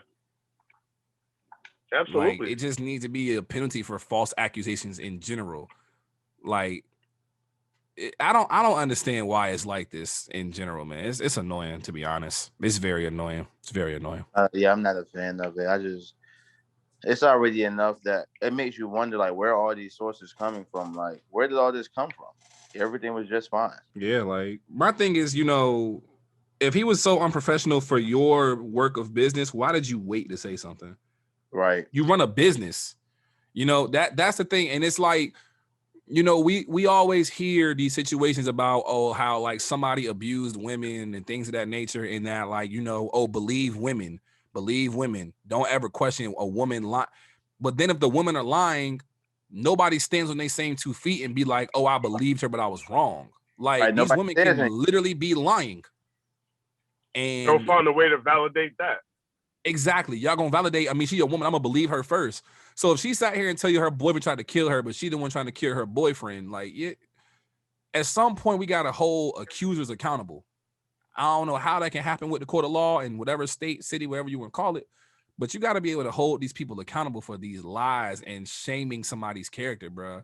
Because then you can sue people for defamation. So if they counter sue you and you broke, like, now you're bankrupt. So you really want to go through with this? Like, you really want to do this? Like, you know what I'm saying?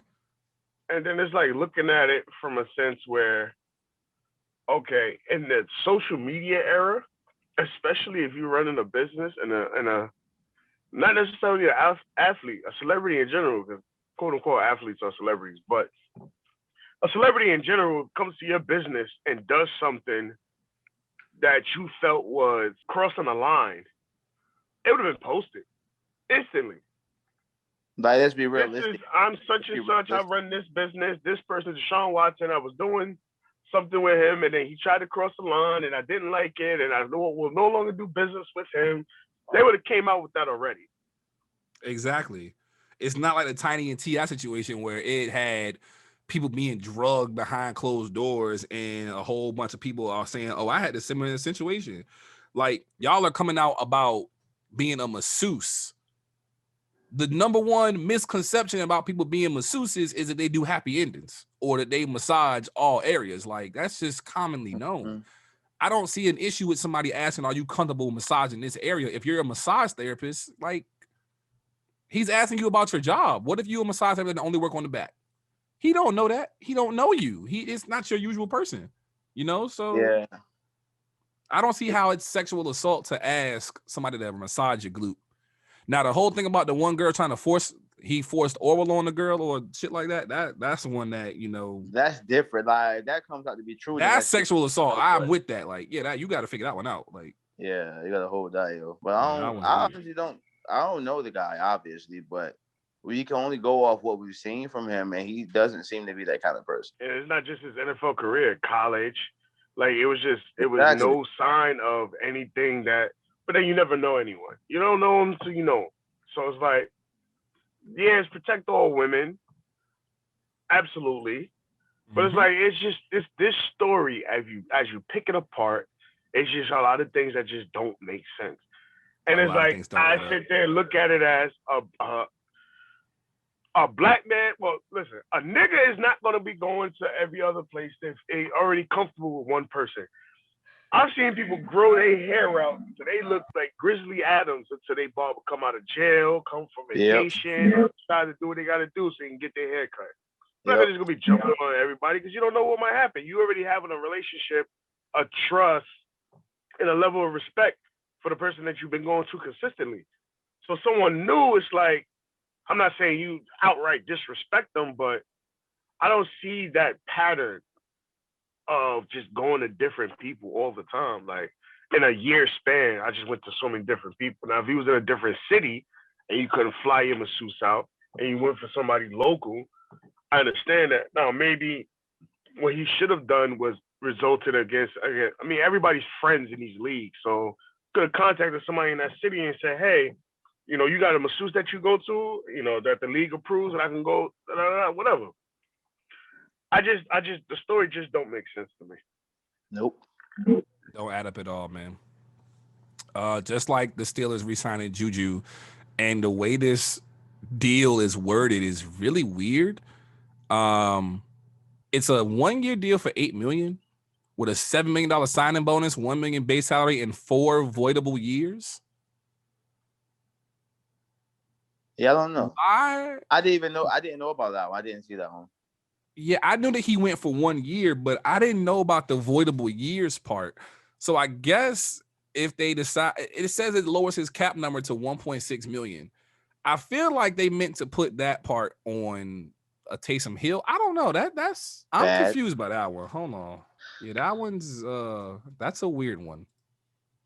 I gotta look into his contract with that one. 1 year and 4 TikToks. No, it does have void years on it. Wow. What are they voiding? Okay. His signing bonus gets spread out over 5 years. What? That's okay. I thought the that's signing just bonus was up front. So I'm guessing what they're saying is, yeah, he's on a 1 year deal, but his signing bonus is basically a roster bonus. So if you're on the roster the following year, if they give you another contract, you get a piece of that signing bonus. Yeah, that's what it is. Moving forward. Yeah, they worded that weirdly. They should have put that in the article here on NFL.com, and they didn't. Pittsburgh also re-signed Zach Banner, offensive lineman, and Cameron Sutton for them to stay. Otherwise, they didn't really do shit else. I don't know what Pittsburgh does, man. They got too many things to do. They lost Villanueva's leaving. You know, Marquise Pouncey retired. They only got David DeCastro left, really. You know, good luck. Good luck. It's Minka or bust. Yeah. Cleveland made some really good moves. Earlier we mentioned Troy Hill and John Johnson both left the Rams and came over here to Cleveland. Malcolm Smith is going to resign. Anthony Walker left the Colts to come here. Malik Jackson, Tack McKinley, both coming to play on that D-line with Myles Garrett.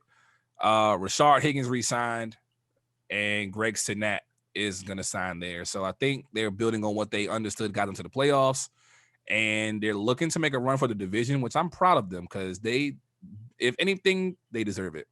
Because I was the guy to think Baker was the guy to help them out. Like you mentioned, I think Odell is going to be on the way out somehow, some way. But I think Cleveland's going to make a shot for the division this year. Yeah, I think they're formidable. They're tough enough. They have enough talent on both ends of. I'm about to say both ends of floor, both ends of the field. I don't know what they're going to do with Odell, but I've noticed that Baker plays better without him, and as long as the defense shows up, they can walk away with that division. Because I don't know about Baltimore. I think they're at their peak right now as far as who they're going to be with Lamar Jackson, unless they completely change their game plan and let him develop his arm better. I think they're pretty much who they are. Like, I don't think they're going to ascend from here. So I think their coaching system has to change. Yeah. I think Greg Roman offenses only last but so long in the NFL, bro. That's 3 years. It's a 3-year span. If you don't get a ring within 3 years on the Greg Roman system, it dies. Did it with Colin. Colin had 3 solid years, died. Yep, easily. We're doing the same thing with Lamar. This is with Lamar's 3rd year? Under Greg Roman, I believe so. There we go. Yeah, Greg Roman offenses die very fast. Skipping to Baltimore over Cincinnati really quick. They signed Kevin Zeitler to replace Marshall Yanda after the Giants cut him. Tyus Bowser's coming back. Pernell McPhee coming back. Justin Ellis and Derek Wolfe are all coming back. They lost Matt Judon, so the defense did take a hit to the pass rush. And like you said, I agree. I think they are at their peak, so I don't really have much more to say on the Ravens free agency signings. If they can get Kenny Golladay somehow, then I'll say more. But other than that, it doesn't matter if Lamar can't throw him the ball. Yeah, very true. Bring them over there to run. They was better off getting Juju in that situation. Right. Juju's a very good Juju turned him down. Blocking wide receiver. Yeah. Turned him down to play with Ben. That's still crazy to me. Because that's the only person that's gonna give him all the targets and him not catch not near none of them. I mean, he had an offer from the Chiefs, and he turned the Chiefs down too. I don't know why he wouldn't go there. That'd have made the most sense. I don't think he would have got the touches he would have got with the Chiefs. Yeah. I mean, but the field is more open with the Chiefs, though. That's the thing. The field is more open, so he would still see some highlight plays. You got a double Tyreek, double Travis Kelce, and Juju's the only option left. So I mean, I feel like Sammy's going to come back. I think Sammy's going to resign. Sammy's a free agent. I think Sammy's going to resign there. I think he's going to go back to the Chiefs. I just don't think. Hilarious is, I don't want to say he's a receiving back, but he is better at receiving. So you look at him as another wide receiving option, especially with the screens, the swings out of the backfield. So I don't think Juju would have had remotely the numbers he had in Pittsburgh last year, let alone in Kansas City. I wouldn't have seen it. I mean, he's a number 2. He's not a number 1 anyway. So yeah, I mean, for him to think, he only got. Let's be real. Like he's a number 2. He only got $8 million. He only got $8 million, and that's not even number 2 money. That's slot money. That's not even a number 2 money. Right. Calvin Ridley will get a big ass contract as a number 2. Exactly. He's a true. Well, he can potentially be a number 1, but right now he's a true number 2 receiver. He's the new Golden Tate. He's a new Golden Tate. Of what?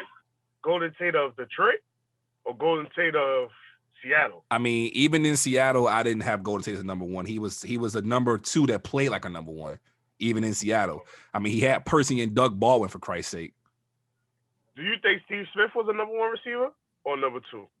Steve Smith absolutely was a number 1. That I don't even put Golden Tate in the same combo as Steve Smith. I had somebody argue me that one day. That's why I asked. They said Steve Smith wasn't a number 1. Yeah, slap him. He was just number 1 by situation.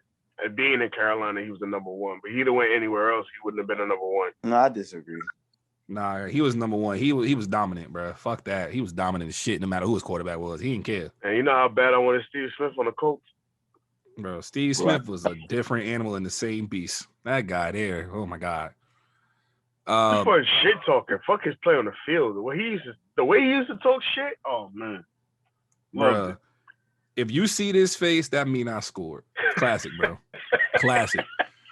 If you see this face again, it mean I scored again. That shit is classic, bro. That guy, bro. Hall of Fame shit talker, bro. Deserved. Moving on to the Bengals. Trey Hendrickson left the Saints and got $60 million over 4 years. $32 million in the first 2. Woozier, like I mentioned earlier, 3-year deal to the Bengals. Mike Hilton left the Steelers for 4 years, $24 million to come to Cincinnati. If they had kept Will Jack, it would have been really nice because they would have shorted up. Jesse Bates is doing his thing. Carlos Dunlap obviously is gone. Carl Lawson left them in free agency, so they're trying. Carl Lawson went to the Jets, right? Yeah. Basically, he got the same contract Hendrickson got, but Hendrickson got the extra year.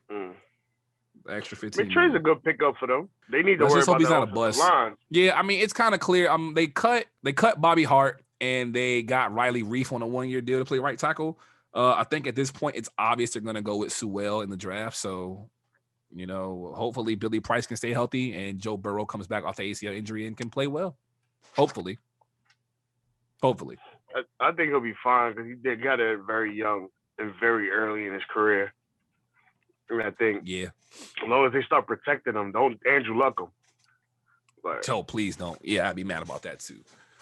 Speaking on the Jets, they are the next team on the list here. We mentioned Carl Lawson got 3 years, $45 million, $30 million guaranteed. Corey Davis got 3 years, $37.5 million. Keelan Cole got 1 year, $5.5 million. Tyler Croft left the Bengals to come here for 1 year, $2 million. Gerard Davis got 1 year, $7 million. Marcus May has signed his franchise tag. And LaMarcus Joyner left the Raiders to come here for 1 year, $4.5 million. And it's still to be determined what is going to happen with Sam Darnold. Rumor has it Sam Darnold could be headed to Washington, Pittsburgh, or even San Francisco. But San Fran has now opted out of the Sam Darnold sweepstakes. So, yeah. I don't know. Yeah, another one that's to be seen. Yeah, it's just kind of. Sam Darnold has to get he has to get a chance though, because come on, that's not fair to get drafted to the Jets. Let's be real here. That's not even fair. We've seen him have good flashes though, but he's never had an offensive line to protect him. Exactly. Yeah, flashes blind you in the eye. Then when it clears up, it's Sam Darnold again. Yeah, you drafted Becton to protect him, and then you could just draft Sewell and run with Sam Darnold. Honestly, you could trade down and just run with Sewell and get Sam. I don't know though, man. Like they I don't know, man. It's hard because if they would have paid Trent Williams the money that he got paid, then it's obvious they were going for a quarterback in the draft. But right now, it's just who the fuck knows, man. Yeah, that's a tough spot to be in. when I'm trying to figure out if you want to keep this quarterback or draft the next one again and go through this whole process again. I mean, truthfully, you might as well stick with Darnold. For real. Yeah, You might as that's what well I stick think with too. Darnold, trade down, try to get you another pick in the second round, and bulk up some more pieces that you may need. I mean, I don't know what they need. They need everything, honestly, but They should trade now with Carolina. Let Carolina be suckers. And let them go get Justin Fields. Let them go get him. Let them go get Justin Fields. I mean, they would obviously get Zach Wilson though. Zach Wilson is the second best quarterback. They would go get Zach. I mean, It's evident whoever has the second pick is going to get Zach Wilson. At this point, it's just evident. Sadly, Yeah. I'm still trying to figure out why, but okay. I don't know neither. But they the scouts. They miss a lot. Not on my team. That's fine. Speaking of the other teams in this division, the Patriots have the longest list in this division, ironically, which is really weird because they've never been players in free agency usually. They have re-signed Cam Newton for 1 year, $13.6 million. The base value is $5.1 million. Nelson Aguilar came over for 2 years, $26 million. Kendrick Bourne as well, 3 years, $22 million. Hunter Henry and Jonnu Smith both got the best deals for tight ends in free agency. They were tight end number 1 and 2. Henry got 3 years, $37.5 million, and Jonnu Smith got 4 years, $50 million. Trent Brown's coming back to the Patriots on a trade from the Raiders. David Andrews re-signed for 4 years and $19 million. Dietrich Wise re-signed for $30 million in 4 years.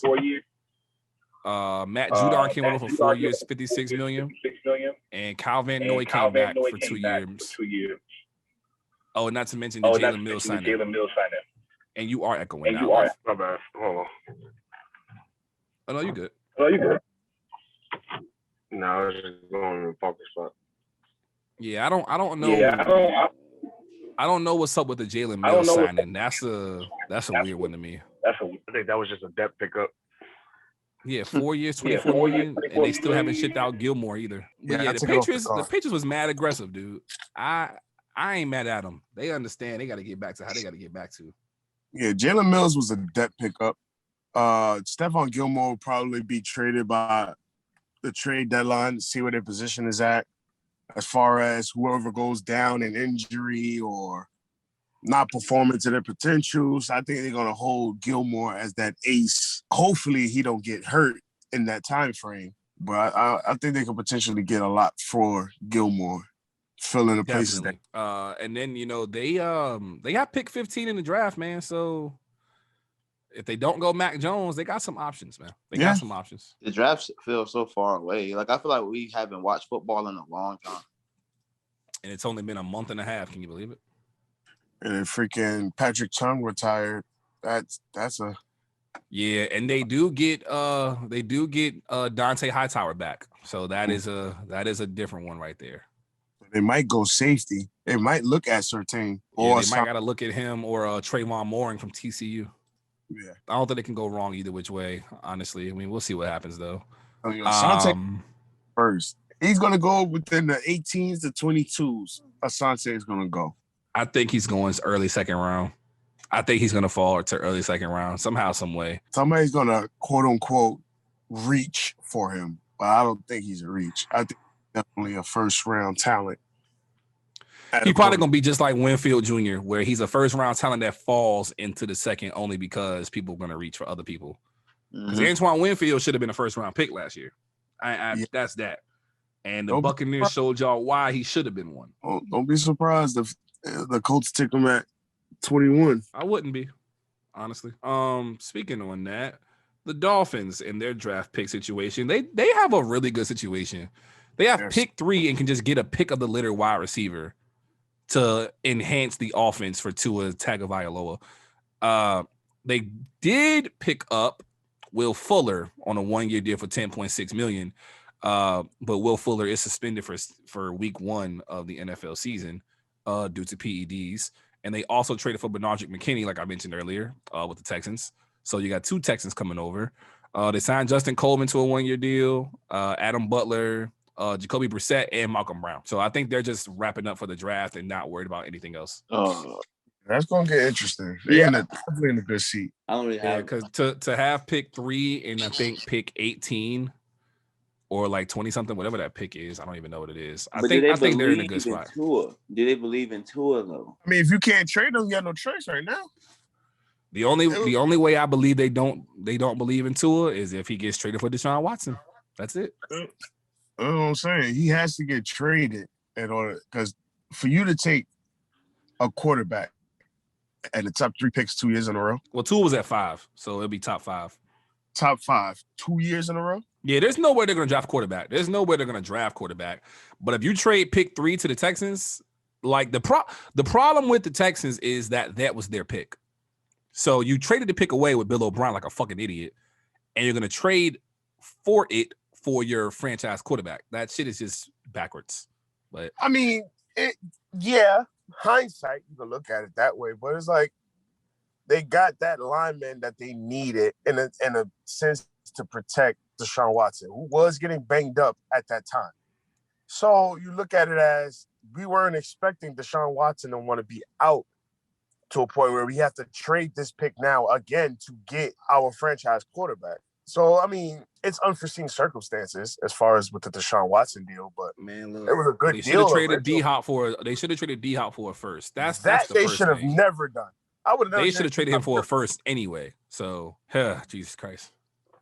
Yeah, that was dumb. I wouldn't have traded him at all. But if I had to, it would definitely have been 2 first-round picks. Oh, easy. Not even a question. 2. At minimum, just for me to answer the phone call, 2 first-round picks. Speaking of answering the calls for first-round picks, Mitch, I'm not a bitch Trubisky. 1 year, $2.5 million to Buffalo to back up Josh Allen. Right where he needed to be, a fucking backup. Right where he needs to be, fucking backup. Yeah. Sad story. Looking at the rest of the Bills moves, Matt Milano got 4 years, $41.5 million. Levi Wallace coming back on a 1-year deal. Matt Hawk, the punter from the Dolphins, coming over for 3 years. Emmanuel Sanders, a 1-year contract to help open the floor. Well, not the floor, the field up. I'm with you now, G. Think about basketball. Who was the Metro? We cannot hear you. Wherever you at, you just made. Yeah, where you at, left? I'm in the car. Okay, we hear you again. You might just be in a bad spot, maybe. Like, yeah, it's bad network over here where I stand. What were you asking though? Was I asking anything? I don't remember now. That threw me off. I said something about Emmanuel Sanders being signed. Oh, and you were just like, fucking signed him. Oh, yeah. I mean, I think T.Y.'s coming back for you guys, honestly. I'm quite sure it is because the market is small. So I'm sure he is. So I'm pretty sure he's going to come back for you guys. But the difference between T.Y. and Emmanuel Sanders as far as the veteran presence is the style of play. The style of play of Emmanuel Sanders fits more to the young guys that we have now, more so than T.Y. Yeah, that's true. With Paris Campbell, Michael Pittman, Zach Pascal, all these guys are more so of the Emmanuel Sanders cloth, more so of the route running, possessional receivers. They're not more so the double moves guys. They probably can be, they might develop to be that one day, but as of right now, they're more of the Emmanuel Sanders cloth. So I think having him as that veteran presence, and in the case T.Y. decided to walk, it's not that bad of a drop-off between T.Y. and Emmanuel Sanders as far as building the receiving core around him that we have. Especially because, like, Paris Campbell's, like, what, 6'1", and, like, a slender build? Isn't Paris, I think, 6'4"? Oh. Yeah, he a speedster, though. That's why I thought he was, like, 6'1". I thought he was way smaller than that. Hold on. Shit. Hey, 6'4". Damn, he's 6'4". He's 6 feet. No, he's 6 foot flat. So yeah, he's 6 flat. Michael Pittman is 6'4". My bad. Yeah, that's what it was. Yeah, he was doing niggas dirty. Yeah, he's a problem. He's a motherfucking problem. And he told Wentz he ain't giving up his number, which, by the way, he took Jalen Hurts' number, which I found so subtle. I knew he was going to bring that up. shade. Like it I was knew you just was gonna some bring that up. real shade with that. Like I'm gonna take number 2. I'm gonna make the number that replaced me look better on me. I knew that was gonna come up. I'm so fucking weak. This is fucking. Hey, that was all the free agency stuff for the NFL. The last thing I got, how do we feel about the All-Star day? It was really an All-Star day, not a weekend for the NBA. The dunk contest needs to be revitalized. Everything has been done. I don't think people remember that. Like everything has been done, man. You just got to find different ways to do it. But they need to. It's time for an update. They figured out the All-Star game situation, but now they need to figure out the All-Star weekend situation because it was kind of boring. The 3-point contest is more fun than the dunk contest. So, they just need to start incorporating it with fans. You got all these kids out here, these amateurs out here that we're not calling them amateurs. They're professionals in their own right. But to the NBA, they're amateurs. But you got these guys out here doing dunks that niggas ain't trying to do. So I guess that brings excitement as far as what's the kid, the white boy with the colorful hair that did the 360 behind Jordan Kilganon. Yeah. So you got him versus Zach LaVine type shit. I would pay to watch that. I would actually pay to watch that on pay-per-view, to be real with you.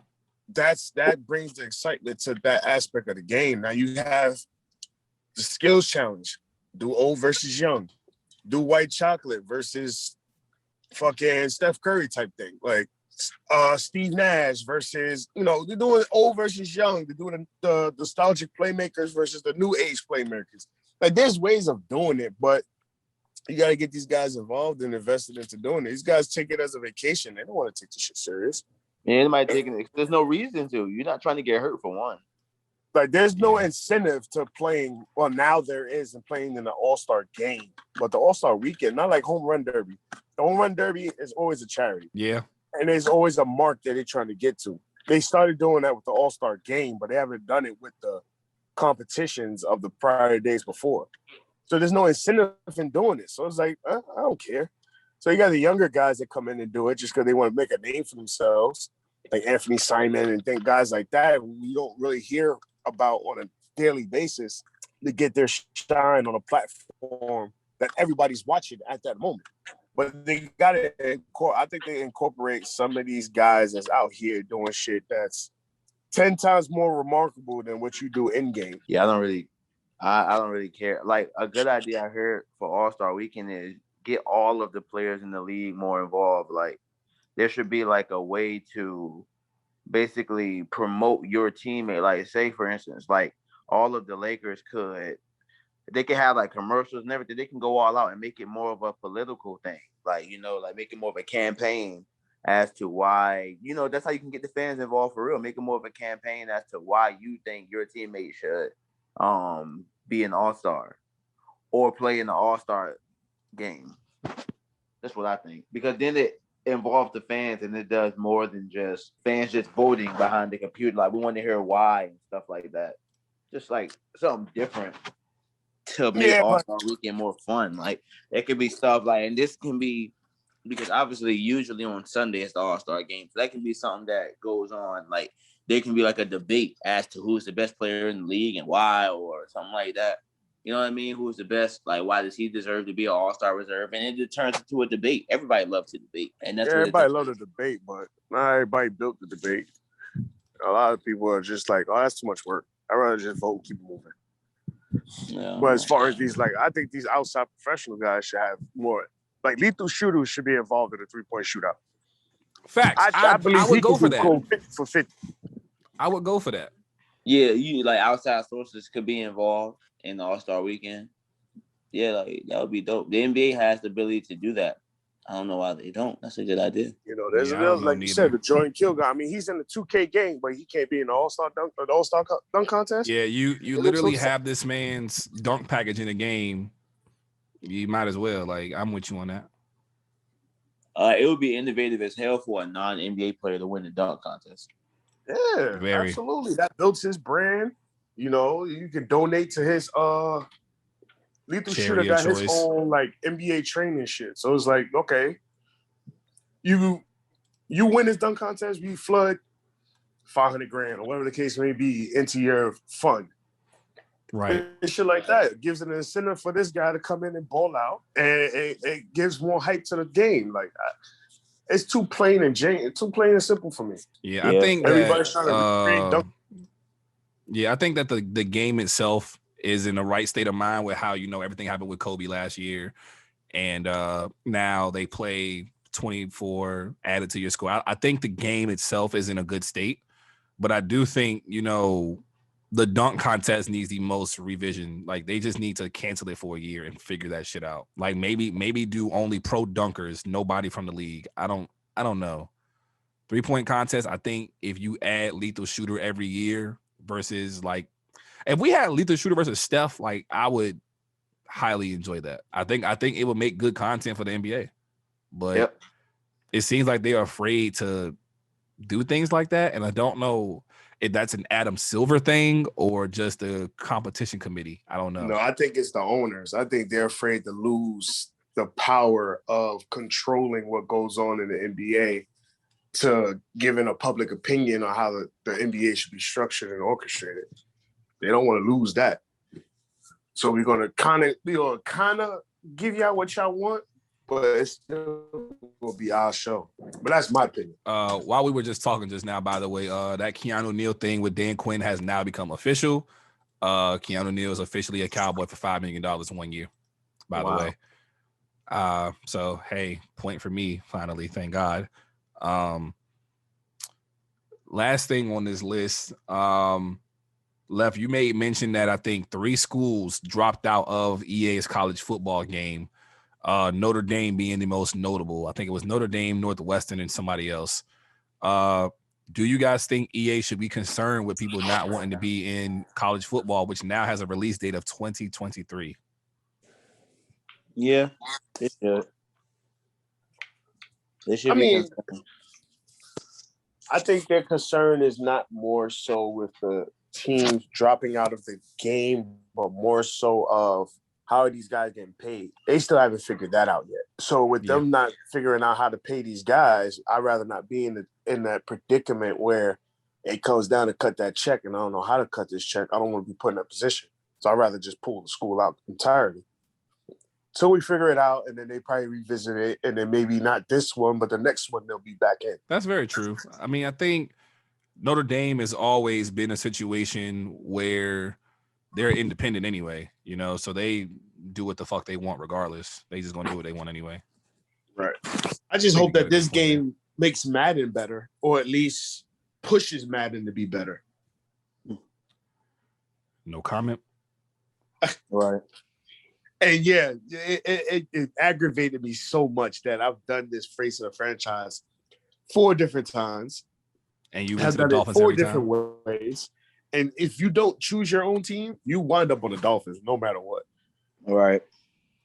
You're number 1 overall. Like I've said the worst things I could possibly say.